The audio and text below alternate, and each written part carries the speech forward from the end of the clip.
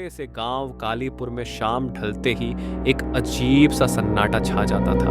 लोग कहते थे कि गांव के किनारे स्थित पुराने पीपल के पेड़ के पास रात को कुछ भयानक होता है। गांव के बुजुर्गों का मानना था कि वहां एक प्रेत का वास है जो रात के अंधेरे में अपने शिकार की तलाश में घूमता है। रघु नाम का एक नवयुवक जो शहर से गांव लौटा था इन बातों पर विश्वास नहीं करता था।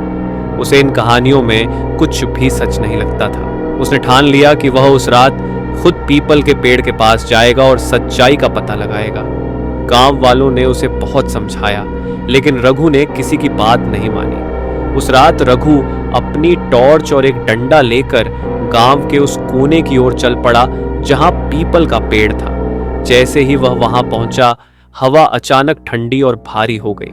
पेड़ की टहनियां किसी जीवित प्राणी की तरह हिल रही थीं और आसपास की जमीन से हल्की हल्की आवाजें आने लगी। रघु ने इसे हवा का खेल मानकर नजरअंदाज किया और पेड़ के पास जाकर खड़ा हो गया। अचानक उसकी टॉर्च की रोशनी बुझ गई। चारों ओर घना अंधेरा छा गया। तभी पेड़ के पीछे से एक अजीब सी छाया दिखाई दी। वह छाया धीरे धीरे रघु की ओर बढ़ने लगी। उसकी आंखें लाल जल रही थीं और उसकी चाल इतनी धीमी थी कि वह किसी मानव की तरह नहीं लग रही थी। रघु के रोंगटे खड़े हो गए और उसे महसूस हुआ कि गांव वालों की बातें सच थीं।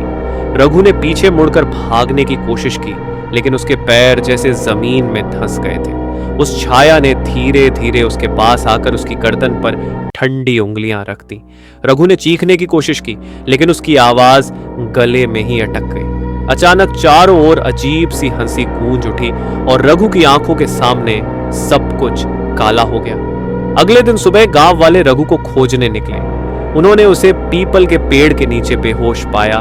उसकी आंखें खुली थीं, लेकिन उनमें जीवन का कोई चिन्ह नहीं था। वह जीवित था, पर उसकी आत्मा जैसे कहीं खो चुकी थी। उसके होठों पर एक अजीब सी मुस्कान थी जो गांव वालों को और भी डरा रही थी।